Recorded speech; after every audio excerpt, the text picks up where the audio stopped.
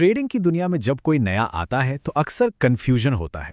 इतने सारे इंडिकेटर्स, इतनी सारी स्ट्रैटेजीज, सब कुछ देखकर उलझन होना बिल्कुल नॉर्मल है।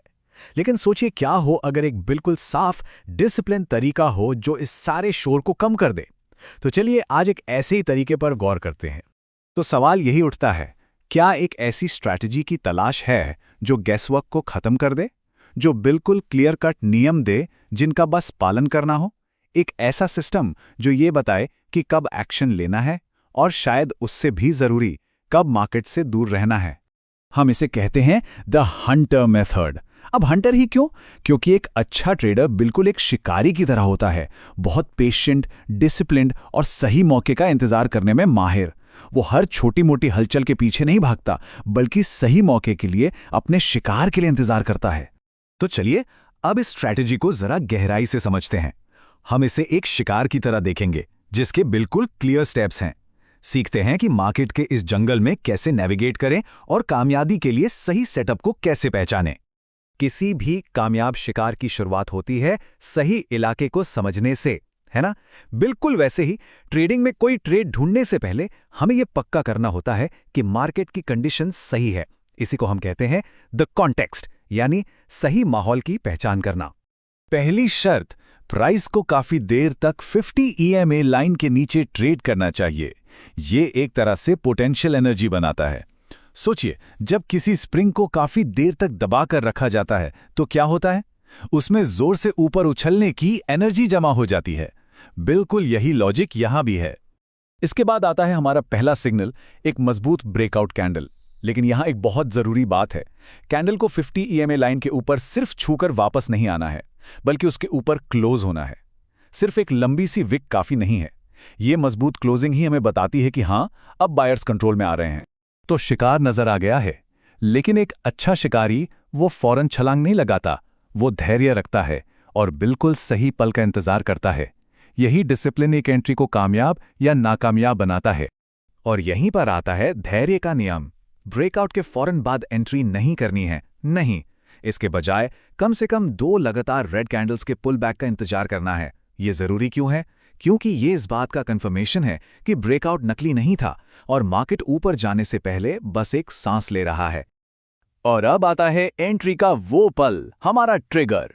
जब पुल बैक के बाद प्राइस वापस ऊपर की तरफ जाता है और पिछले स्विंग हाई को तोड़ देता है, बस तभी हम एक लॉन्ग ट्रेड में एंटर करते हैं। ये एक बिल्कुल सटीक, रूल बेस्ड एंट्री है जिसमें फीलिंग्स या अंदाजे की कोई जगह नहीं है। एक शिकारी के लिए सबसे जरूरी स्किल क्या है? शिकार करना? नहीं, सबसे जरूरी है जिंदा रहना, ताकि वो अगले दिन फिर शिकार कर सके। ट्रेडिंग में भी कैपिटल को बचाना पहली प्रायोरिटी है और यहीं पर रिस्क मैनेजमेंट का डिसिप्लिन काम आता है। नियम बहुत सिंपल हैं और नॉन नेगोशिएबल हैं। स्टॉप लॉस को हाल के स्विंग लो के ठीक नीचे सेट करना है, ये हमारा सेफ्टी नेट है। और प्रॉफिट टारगेट वो हमेशा रिस्क का 2 गुना होना चाहिए, 1:2, इसमें कोई कॉम्प्रोमाइज नहीं। यही 1:2 का रिस्क टू रिवॉर्ड रेशियो इस स्ट्रैटेजी की लॉन्ग टर्म कामयाबी का राज है। इसका मतलब यह है कि अगर एक ट्रेड कामयाब होता है तो वो पिछले 2 नाकामयाब ट्रेड्स के नुकसान की भरपाई कर सकता है। यही वो सिंपल मैथ है जो इस सिस्टम को प्रॉफिटेबल बनाता है। एक माहिर शिकारी सिर्फ ये नहीं जानता कि हमला कब करना है, वो ये भी जानता है कि कब नहीं करना है। वो खतरनाक जालों को दूर से पहचान लेता है और उनसे बचता है। तो आइए देखते हैं कि इस स्ट्रैटेजी में वो जाल कौन से हैं। पहला जाल है गहरा पुल बैक।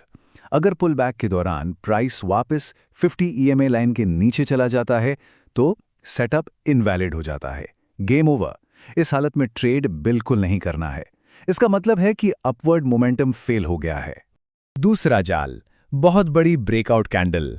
अगर ब्रेकआउट कैंडल का साइज एवरेज कैंडल के साइज से 3-4 गुना बड़ा है तो भी सावधान, ये भी एक इनवैलिड सेटअप है। क्यों? क्योंकि इतनी बड़ी मूवमेंट को एग्जॉस्शन मूव कहते हैं, जिसके बाद अक्सर प्राइस थक कर रिवर्स हो जाता है। तो अब हमने सारे नियम देख लिए हैं। एक्शन लेने से पहले एक अच्छे शिकारी या पायलट की तरह हम एक फाइनल चेक करेंगे। ये है हमारी हंटर चेकलिस्ट जो हमें गलतियों से बचाएगी। चलिए इसे एक साथ देखते हैं। क्या प्राइस 50 EMA के नीचे था? चेक। क्या एक मजबूत कैंडल ने ऊपर क्लोज किया? चेक।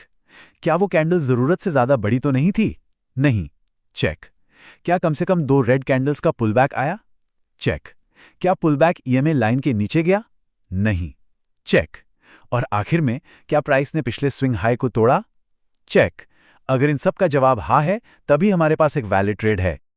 और अंत में एक बहुत जरूरी बात याद रखनी होगी। नियम सिंपल हैं, पर उन्हें लगातार फॉलो करने के लिए डिसिप्लिन चाहिए। लाइव मार्केट में जाने से पहले इस स्ट्रैटेजी को अच्छी तरह से बैक टेस्ट करें, प्रैक्टिस करें। असली कामयाबी सिर्फ जानकारी से नहीं, बल्कि डिसिप्लिन्ड अभ्यास से ही मिलती है।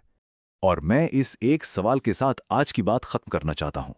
हम अक्सर अगली बेस्ट स्ट्रैटेजी ढूंढने पर फोकस करते हैं, लेकिन क्या असली चाबी हमारे अंदर ही है? क्या नियमों को फॉलो करने का डिसिप्लिन, धैर्य रखने की क्षमता और लालच या डर से बचने की काबिलियत ही ट्रेडिंग में कामयाबी का असली राज है?